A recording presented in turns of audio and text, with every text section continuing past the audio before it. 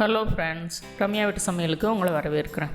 இன்றைக்கு நம்ம என்ன பார்க்க போகிறோம் அப்படின்னா சாட்டர்டே சீ ஃபுட் மீல்ஸ் தான். இன்றைக்கி நல்ல கிராண்டாகவும் அதே நேரத்தில் ரொம்ப சிம்பிளாக ஃபாஸ்ட்டாக பண்ணுற மாதிரி ஒரு சீ ஃபுட் மீல்ஸ் பண்ண போகிறோம். அதுக்கு நம்ம இன்றைக்கி ப்ரான் பிரியாணி ப்ளஸ் அதுக்கு மேட்ச் ஆகிற ஒரு டொமேட்டோ சூப்பு ப்ளஸ் அந்த ப்ரான் பிரியாணி கேட்ட ஒரு பீட்ரூட் சாலட், இவ்வளோ தான் நம்ம பண்ண போகிறோம். இது ஒரு 5 பேர் சாப்பிட்ற மாதிரி நம்ம ப்ரிப்பேர் பண்ண போகிறோம்.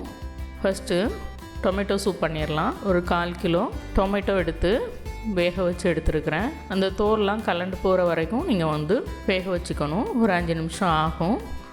சிம்மில் வச்சாலே உங்களுக்கு 5 நிமிஷத்தில் வந்துடும். இப்போ நம்ம தக்காளியெல்லாம் எடுத்து அதனுடைய தோலை எடுத்துகிட்டு நல்லா அரைச்சி எடுத்துக்கலாம். டொமேட்டோ பியூரி மாதிரி அரைச்சி எடுத்துக்கலாம். ஒரு கடாயில் 2 டேபிள் ஸ்பூன் எண்ணெய் சேர்த்து 1 டீஸ்பூன் இஞ்சி பூண்டு பேஸ்ட் சேர்த்து வதக்குறேன். அந்த இஞ்சி பூண்டு பேஸ்ட் கரைஞ்சிடக்கூடாது. அதனால் ஆஃப் பண்ணிவிட்டு 1 டீஸ்பூன் மிளகுத்தூள், 1 டீஸ்பூன் சீரகத்தூள், ஒரு 1/4 டீஸ்பூன் மிளகாய்த்தூள், கொஞ்சமாக கொத்தமல்லி தழை எல்லாம் சேர்த்துட்டு இப்போ நான் அடுப்பை ஆன் பண்ணிக்கிறேன். அந்த சட்டியோட சூட்டிலே அந்த மசாலா நல்லா வதங்கட்டும். வதங்கினதும் நம்ம அரைச்சி வச்சுருக்கிற தக்காளி பேஸ்ட்டு இதில் சேர்த்துடலாம். அரைச்சதுக்கப்புறம் இந்த மாதிரி தான் இருக்கும். வேக வச்சு நீங்கள் தக்காளி அரைச்சிங்கன்னா இந்த மாதிரி தண்ணியாக தான் இருக்கும். இது கூட நம்ம தக்காளி வேக வச்ச தண்ணியை சேர்த்துடலாம். இது நம்ம 5 பேருக்கு பண்ண போகிறோம்.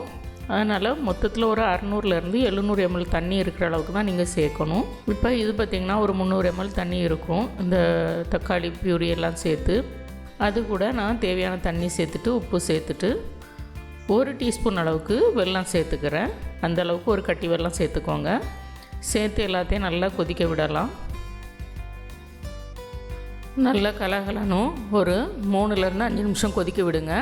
நல்லா கொதித்ததுக்கப்புறம் 2 டேபிள் ஸ்பூன் அளவுக்கு கார்ன்ஃப்ளவர் எடுத்து ஒரு 50 ml தண்ணியில் நான் கரைச்சி வச்சுருக்கிறேன். அதை நம்ம திக்னஸ்க்கு ஏற்ற மாதிரி இதில் சேர்த்துக்கலாம். ஒரு 50லேருந்து 100 ml தண்ணி வரைக்கும் நீங்கள் சேர்த்து கலந்து வச்சுக்கோங்க. தேவைக்கு ஏற்ற மாதிரி சேர்த்து பார்த்து சேர்த்துக்கோங்க. மொத்தமாக அப்படியே ஊற்றிடாதீங்க. உங்களுக்கு எந்த அளவுக்கு திக்னஸ் வேணுமோ அந்த அளவுக்கு நீங்கள் சேர்த்துக்கலாம். இப்படி செய்யும்போது நமக்கு ஹோட்டலில் கிடைக்கிற அதே டேஸ்ட் நமக்கு கிடைக்கும். நான் இன்றைக்கி ஹோட்டல் டேஸ்ட்லேயே பண்ணுறதுனால கொஞ்சமாக கொத்தமல்லி தலையும் சேர்த்துட்டு அது கூட ஒரு 1/4 டீஸ்பூன் அளவுக்கு அஜினோமோட்டோவும் சேர்க்க போகிறேன். நீங்கள் அஜினோமோட்டோ உடம்புக்கு கேடு அப்படி இப்படிலாம் நினைப்பீங்க. பரவாயில்ல, நம்ம ஹோட்டலில் போய் சாப்பிட மாட்டோம். அதே ஹோட்டல் டேஸ்ட்டை வீட்டுக்கு கொண்டு வரேன்னா இப்போ அது மாதத்தில் ஒரு நேரம் இந்த மாதிரி செஞ்சு சாப்பிட்டனாலும் அது ஒன்றும் செய்யாது. இப்போ நமக்கு டொமேட்டோ சூப் ரெடி ஆகிட்டு ஆஃப் பண்ணிடலாம். ஆஃப் பண்ணிவிட்டு எடுத்து வச்சுக்கலாம். அடுத்து ப்ரான் பிரியாணி பண்ணிடலாம். அதுக்கு இங்கே பாருங்கள், நான் 1 கிலோ இறால் எடுத்து க்ளீன் பண்ணி எடுத்ததுக்கப்புறம் அதனுடைய கால் எல்லாத்தையும் போட்டு ஒரு 300 ml தண்ணி சேர்த்து 1 டீஸ்பூன் அளவுக்கு இஞ்சி பூண்டு பேஸ்ட் சேர்த்துக்கிட்டேன். சேர்த்து ஒரு 5 நிமிஷம் நல்லா வேக வச்சு அதை எடுத்து வச்சுருக்கிறேன். இதில் இருக்க ஸ்டாக்கை நம்ம பிரியாணியில் சேர்ப்போம். அப்போ நமக்கு ஃப்ளேவர் நல்லாயிருக்கும். அதை தனியாக எடுத்து வச்சிடலாம். அந்த காலெல்லாம் எடுத்துகிட்டு ஸ்டாக் எடுத்து வச்சுக்கோங்க.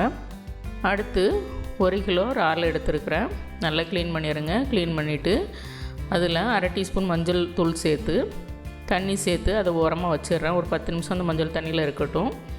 அது ஊறுறதுக்குள்ளே இங்கே பாருங்கள், நம்ம ஒரு 300 கிராம் வெங்காயம், 300 கிராம் தக்காளி, ஒரு அரைக்கை போல் புதினா இலை, ஒரு 4 பச்சை மிளகாய் எல்லாம் வெட்டி எடுத்து வச்சாச்சு.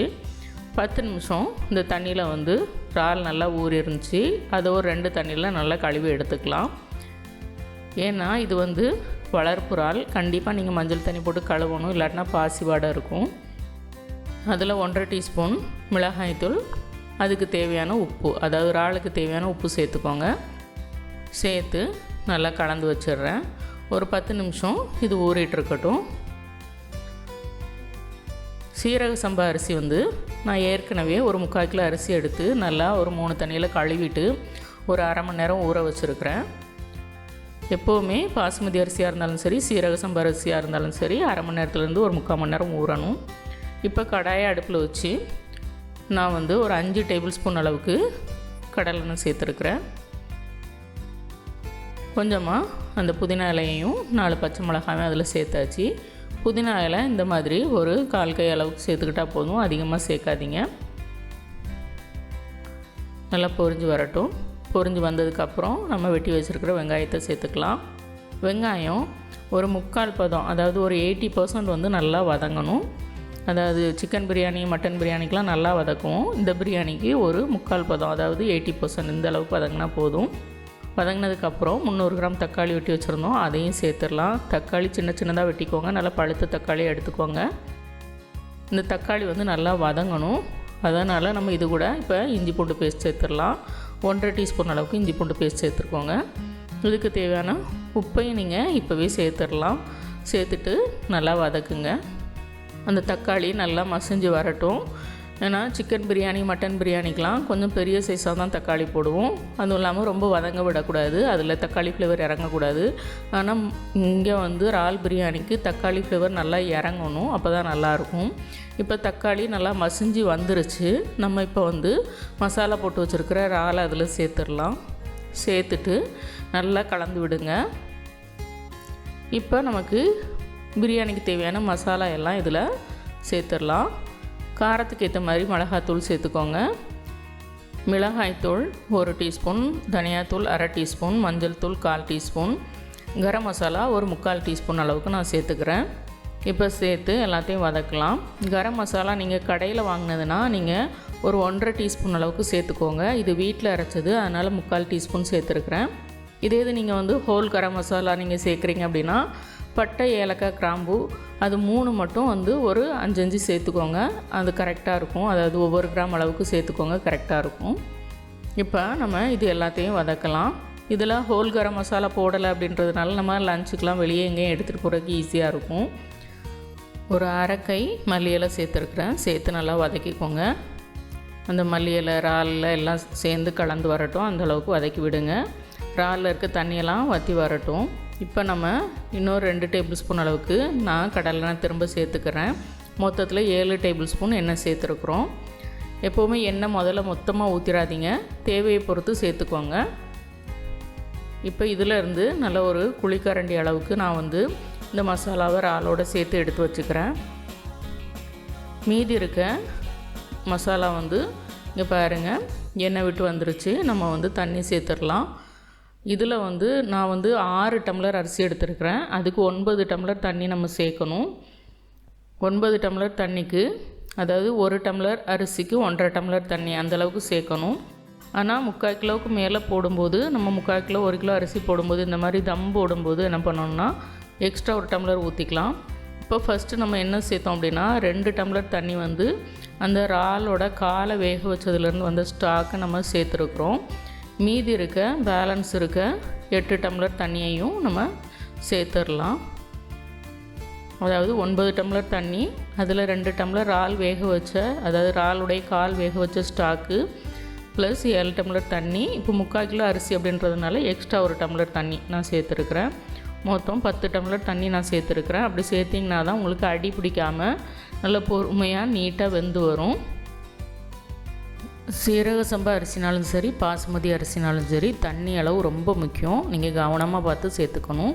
1க்கு 1.5 சேருங்க. 1 கிலோ 3/4 கிலோனா எக்ஸ்ட்ரா 1 டம்ளர் 3/4 டம்ளர் தண்ணி சேர்த்திங்கன்னா, அதாவது அரிசி எடுத்த அதே டம்ளர் அளவில் நீங்கள் சேர்த்துக்கோங்க, உங்களுக்கு பர்ஃபெக்டாக வரும். இப்போ தேவையான உப்பு சேர்த்துக்கலாம். இப்போ நம்ம இதில் வந்து இறாலினுடைய கால் ஸ்டாக்கை சேர்த்துருக்கிறதுனால கொஞ்சம் இனிப்பு தன்மை அதிகமாக இருக்குது. அதை பேலன்ஸ் பண்ணுறதுக்கு கொஞ்சம் மிளகாத்தூள் சேர்த்துக்கலாம். அதாவது 1 டீஸ்பூன் அளவுக்கு நான் வந்து மிளகாத்தூள் சேர்த்துக்கிறேன். அது கூட எப்போவுமே பிரியாணி செய்யும்போது கடைசியாக கொஞ்சம் ஒரு 1/2 டீஸ்பூன் அளவுக்கு கரம் மசாலாவும் சேர்த்திங்கன்னா அந்த ஃப்ளேவர் வந்து எல்லாத்துலேயும் ஈவனாக கலந்து வரும். இப்போ இதில் தயிர் சேர்க்கலை, அதுக்கு பதிலாக நம்ம வந்து 1 டீஸ்பூன் அளவுக்கு எலுமிச்சப்பழ சாறு சேர்த்துருக்குறோம். எல்லாம் சேர்த்து ஒரு தடவை கலந்து விட்டுட்டு மூடி வச்சு கொதிக்க விடுங்க. கொதி வந்ததுக்கப்புறம் ஒரு 2 நிமிஷம் நின்று நல்லா கொதிக்கட்டும். இங்கே பாருங்கள் நல்லா கலகலன்னு கொதிக்குது. இப்போ நம்ம இதில் வந்து அரிசி சேர்த்துடலாம். அரிசியை தண்ணியை வடிச்சிட்டு, அதில் தண்ணி எதுவுமே இருக்கக்கூடாது, நல்லா வடிகட்டி வச்சுக்கோங்க. அரிசியை சேர்த்துட்டு ஒரு தடவை கலந்து விட்டுருங்க. கலந்து விட்டுட்டு நாம் மூடி வச்சு ஒரு 2லேருந்து 3 நிமிஷம் நல்லா ஹை ஃப்ளேமில் விட போகிறோம். ஃபஸ்ட்டு நம்ம ஆரம்பித்ததுலேருந்து இப்போ வரைக்கும் ஸ்டவ்வை ஹை ஃப்ளேமில் தான் வச்சுருக்கோம், தீயை குறைக்கவே இல்லை.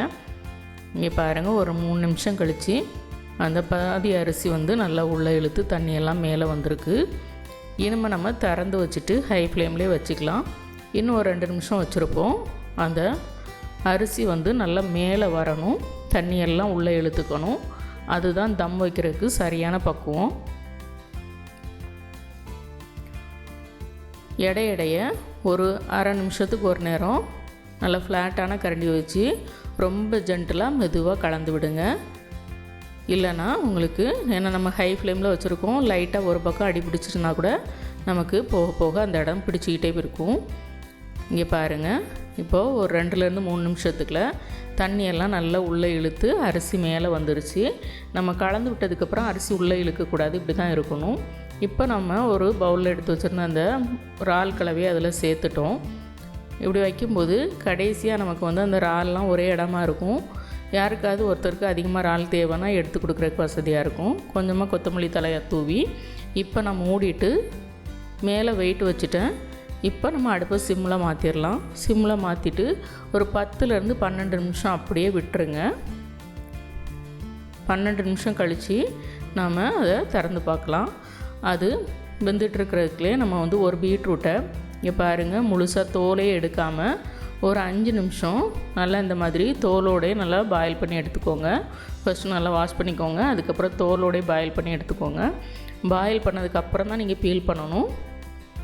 பீல் பண்ணி சின்ன சின்னதாக வெட்டி வச்சுக்கோங்க. ஒரு பச்சை மிளகாய் கீரி சேர்த்துருக்குறேன். ஒரு 100 கிராம் அளவுக்கு வெங்காயம் சேர்த்துருக்குறேன். நல்ல ஒரு பெரிய வெங்காயம் சேர்த்துருக்குறேன். இப்போ நாம் வேக வச்ச பீட்ரூட்லேருந்து, அதாவது அரை அவியலாக அதை வேக வச்சுருக்கோம், முழுசாக வேக வைக்கல, 5 நிமிஷம் தான் வேக வச்சுருக்கோம். அதில் பீல் பண்ணி அதை தின்னா இந்தளவுக்கு கட் பண்ணி எடுத்ததில் ஒரு பாதி பீட்ரூட்டை நான் அதில் சேர்த்துக்கிறேன். 1 டீஸ்பூன் அளவுக்கு மல்லித்தலை சேர்த்துக்கோங்க. அதே மாதிரி 1 டீஸ்பூன் அளவுக்கு எலுமிச்சப்பழ சாறு, அதாவது புளிப்பு தேவைக்கேற்ற மாதிரி சேர்த்துக்கோங்க. அரை டீஸ்பூன்லேருந்து 1 டீஸ்பூன் வரைக்கும் சேர்க்க வேண்டியது இருக்கும். ஒரு பிஞ்சு உப்பு சேர்த்து எல்லாத்தையும் நல்லா கலந்து வச்சுட்டிங்கன்னா உங்களுக்கு பீட்ரூட் ஆனியன் சாலட் ரெடி ஆகிட்டு சூப்பராக இருக்கும். இது என்னென்னு பார்த்தீங்கன்னா வெஜிடபிள் பிரியாணி குக்கரில் பண்ணியிருந்தேன், அதாவது பச்சரிசியில் பண்ணியிருந்தேன். காலையில் அவருக்கு ஆஃபீஸ் கொடுத்து விட்றதுக்கு பண்ணிட்டேன். அதுவும் இல்லாமல் அவருக்கு வந்து இந்த வளர்ப்புறால் வந்து ஒத்துக்காது. ஏன்னா வளர்ப்புறால் தான் நிறைய பேருக்கு அலர்ஜியாக இருக்குன்னு சொல்லியிருக்கேன். அவருக்கெலாம் பார்த்திங்கன்னா ஒரு இறால் சாப்பிட்டாலே த்ரோட்டில் பிடிச்சிரும். அதனால் எப்போவுமே, அதனால தான் நான் மேக்ஸிமம் கடல் இறாலே நான் வாங்குவேன். இப்போ அந்த பிரியாணி இருக்குது. இது பாருங்கள், முட்டை காலையிலே அவருக்கு ஆஃபீஸ் போகும்போது வேக வச்சதில் அவருக்கு கொடுத்துட்டு 3 முட்டையும் இருக்குது. இதை சேர்த்து தான் நான் இன்றைக்கி பரிமாற போகிறேன். இப்போ நமக்கு 12 நிமிஷம் ஆச்சு. 12 நிமிஷம் ஆன உடனே நம்ம என்ன பண்ணலாம், அது திறந்து ஒரு தடவை நல்லா அடியில் இருக்க சாதம்லாம் மேலே வர மாதிரி கலந்து விடணும். ரொம்ப ஜென்டலாக கலந்து விடுங்க. அடியில் இருக்க சாதம் மேலே வரணும், மேலே இருக்க சாதம் கீழே போகணும். அந்த மாதிரி ரொம்ப ஏன்னா தம் வைக்கும்போது நம்ம இந்த ப்ராசஸ் கண்டிப்பாக பண்ணணும். குக்கரில் வச்சாலும் குக்கர் ஓப்பன் பண்ண உடனே இந்த மாதிரி ஒரு தடவை கலந்து விட்டுட்டு அதுக்கப்புறம் தான் நீங்கள் வந்து மூடி வைக்கணும். இங்கே பாருங்கள், 12 நிமிஷம் ஆன உடனே நான் வந்து ஓப்பன் பண்ணிட்டேன். வேணால் ஒரு 2-3 நிமிஷம் நீங்கள் விடலாம், அவ்வளோதான். இப்போ திரும்ப நல்லா அரிசியெல்லாம், அதாவது சாதத்தெல்லாம் நல்லா அழுத்தி விட்டுட்டு ரொம்ப ஜென்டிலாக அழுத்தி விடணும். திரும்பியும் மூடி வச்சு அடுப்பெல்லாம் ஆஃப் பண்ணியாச்சு. அடுப்பை ஆஃப் பண்ணதுக்கப்புறம் தான் வந்து திறந்து பார்க்குறோம். திறந்து பார்த்து கலந்து விட்டுட்டு திரும்ப வந்து மூடி வச்சு ஒரு 10 நிமிஷம் அப்படியே இருக்கட்டும், அந்த சூட்டிலே இருக்கட்டும். 10 நிமிஷம் கழிச்சிங்க பாருங்கள், பிரியாணி சூப்பராக ரெடியாகி வந்திருக்குது. சீரக சம்பா அரிசியில் எந்த பிரியாணினாலுமே இந்த மாதிரி தான் தம் வைக்கணும், பர்ஃபெக்டாக வரும். மட்டன் பிரியாணிலாம் செமையாக இருக்கும். அதே மாதிரி இறால் பிரியாணியும் சூப்பராக இருக்கும். கண்டிப்பாக ஒரு தடவை ட்ரை பண்ணுங்கள். நம்ம இறால் பிரியாணிலாம் பார்த்திங்கன்னா சூடாக சாப்பிடணும், அப்போ தான் டேஸ்ட் ரொம்ப நல்லாயிருக்கும். ஏன்னா இது வளர்ப்பு இறால் அப்படின்றதுனால நேரம் ஆக ஆக அதுலேருந்து ஒரு ஃப்ளேவர் வெளியில் வரும். அது வந்து கண்டிப்பாக வந்து நிறைய பேருக்கு ஒத்துக்காது. இது கடல் இறாலில் நம்ம பிரியாணி செய்கிறோம் அப்படின்னா வந்து அதை எப்போனாலும் வச்சு சாப்பிட்லாம். வளர்ப்பு இறாலில் நம்ம சூடாக சாப்பிட்ற டேஸ்ட் வந்து ஆறுனதுக்கப்புறம் இருக்காது. இப்போ நமக்கு இறால் பிரியாணி, அது கூட நல்ல ஒரு பீட்ரூட் ஆனியன் சாலட்டு, இதுக்கு நீங்கள் ரைத்தாவும் வச்சு சாப்பிட்லாம், நல்லா தான் இருக்கும். ஆனால் இந்த காம்பினேஷன் ரொம்ப சூப்பராக இருக்கும். தயிர் கிடைக்காத நேரம் இந்த சாலட் பண்ணுங்கள், சூப்பராக இருக்கும். இது வந்து வெஜிடபிள் பிரியாணி. டொமேட்டோ சூப் சூப்பராக இருக்கும். கண்டிப்பாக ட்ரை பண்ணி பாருங்கள். பிறகு நல்ல ஒரு பாயில்டு எக், இந்த காம்பினேஷன் செமையாக இருக்கும். கண்டிப்பாக உங்கள் எல்லாருக்கும் இந்த வீடியோ பிடிச்சிருந்ததுன்னா ரம்யா விட்டு சமையலுக்கு சப்ஸ்கிரைப் பண்ணுங்கள், லைக் பண்ணுங்கள், ஷேர் பண்ணுங்கள். வீட்டில் சமைச்சு சாப்பிடுங்க, வீணாக்காமல் சாப்பிடுங்க. மீண்டும் புது வீடியோவில் சந்திக்கலாம். பாய்.